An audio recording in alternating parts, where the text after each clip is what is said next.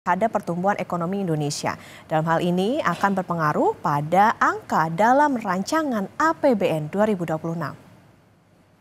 Hal ini disampaikan Sri Mulyani dalam rapat kerja dengan Komite 4 DPD RI. Sri Mulyani bilang efek tarif Trump bakal mempengaruhi pertumbuhan ekonomi dan proyeksi era APBN 2026.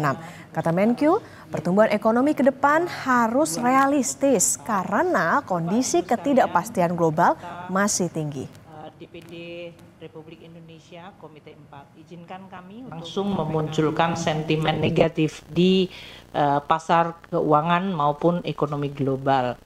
Kita lihat aktivitas manufaktur global yang ekspansif sudah mulai melemah dan juga dari sisi prospek pertumbuhan ekonomi yang juga diperkirakan makin lemah atau melakukan terjadi revisi ke bawah. Triwulan kedua ini di Indonesia masih coba terus bertahan dari tekanan dan berbagai ketidakpastian global yang makin meningkat. Kita lihat inflasi kita masih terkendali, ini berarti daya beli masyarakat masih bisa terjaga. Namun dampak dari ketidakpastian global mulai terlihat di manufaktur sektor yang masuk kepada zona kontraktif. Bulan April, Mei, Juni semuanya di bawah 50, yaitu 46,7, 47,4, dan 46,9. Mayoritas banyak negara yang diobservasi juga mengalami PMI-nya negatif. Meskipun demikian, neraca perdagangan kita masih relatif resilient, yaitu 24,6 billion US dollar surplus dari neraca perdagangan. Sementara itu, Wakil Ketua Komisi 1 DPR RI, Dev Laksono, menilai kebijakan tarif Trump memang mengkhawatirkan. Namun hal itu bisa diminimalisir dengan memperluas pasar Indonesia ke global. Selain itu, Dev juga menjelaskan bahwa Presiden Prabowo telah menyiapkan berbagai cara, di antaranya lewat kerjasama dengan negara-negara lain. Banyak hal agak mengkhawatirkan, karena ini kan pasti berdampak kepada perindustrian kita, berdampak kepada perbankan kita, dan juga bisa berdampak kepada pertumbuhan perekonomian kita. Nah, sekarang Presiden sudah memiliki langkah-langkahnya dengan membangun kerjasama dengan OECD, terus juga dengan BRICS, terus membuka pangsa pasar baru sehingga tidak sepenuhnya kita bergantung kepada satu sisi, tapi kita juga bisa memasuki pasar-pasar baru untuk kita bisa mengembangkan kapasitas kita. Bang, ini kan diancam tambahan tarif impor 10%, Indonesia konsisten akan tetap menjadi anggota kelompok BRICS. Menteri Sekretaris Negara Prasetyo Hadi, saudara, bilang saat ini pemerintah masih bernegosiasi dengan perwakilan Amerika Serikat melalui Menko Perekonomian Airlangga Hartarto. Menurutnya, tidak ada kebuntuan saat negosiasi sehingga Indonesia masih mendapat beban tarif yang tak berubah saat penetapan pertama kali oleh Presiden Donald Trump pada April lalu. Upaya untuk bernegosiasi dengan pemerintah Amerika Serikat kan, berdasarkan apa yang disampaikan Presiden Trump, di situ kan beliau memberi tenggat waktu sampai 1 Agustus. Nah, di jeda waktu ini tadi malam kami berkoordinasi juga dengan Menko Ekonomi ya, untuk kemudian melanjutkan kembali proses negosiasi. Di situ kan dibuka beberapa ruang juga.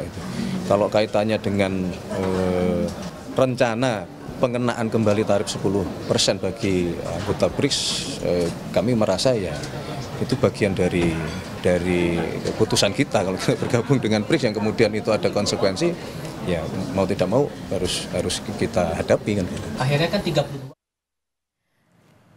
Sementara efek tarif Trump, pelaku usaha di bidang pertambangan memandang hal ini tidak terlalu berdampak secara langsung terhadap pelaku usaha tambang. Tetapi Direktur Eksekutif Indonesian Mining Association, Hendra Sinadia, bilang secara tidak langsung kebijakan ini akan berdampak terhadap permintaan ekspor produk Indonesia, khususnya di sektor tambang kepada negara tujuan ekspor utama seperti kawasan Asia Pasifik.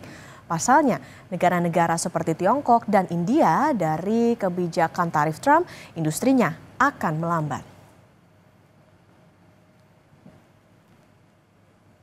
kita alami jika nanti permintaan dari ekspor dari produk Indonesia, komoditas mineral batu bara dari negara-negara tujuan utama ekspor kita ya di Asia Pasifik melemah karena dampak dari tarif Trump ya, misalnya Tiongkok atau mungkin Korea misalnya ya, yang akibat kebijakan tarif ini industri mereka jadi melambat gitu ya, industri Jepang atau industri China atau India misalnya melambat ya, otomatis nantinya dalam jangka menengah atau panjang akan berpengaruh terhadap permintaan atas komoditas mineral tertentu yang mana Indonesia adalah eksportir utama dari mineral-mineral tersebut.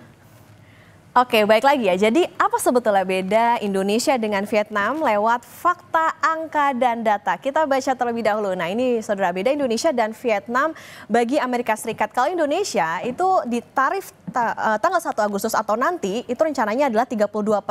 Sementara kalau Vietnam itu terkena tarif 20%. Kalau kita ingat ketika pertama kali diumumkan atau pada bulan April itu Indonesia masih tetap angkanya 32%. Sementara kalau Vietnam adalah 46%. Perusahaan Amerika Serikat di Indonesia itu adalah Freeport sejak tahun 1970, yaitu merupakan produsen tembaga, emas, dan juga perak. Sementara kalau Vietnam investasinya itu adalah Apple di tahun 2019. Investasinya sebesar 255 triliun. Nah, jadi sejak tahun 70-an sampai sekarang Amerika Serikat itu menikmati dividen dari ini Freeport Indonesia. Meskipun di dalamnya pemerintah Indonesia juga dapat. Tapi beda posisi dengan Vietnam karena perusahaan Amerika Serikat ini mengambil hasil alam dari Indonesia. Sedangkan kalau Apple di Vietnam posisinya itu adalah tenaga kerja yang bisa dibayar murah.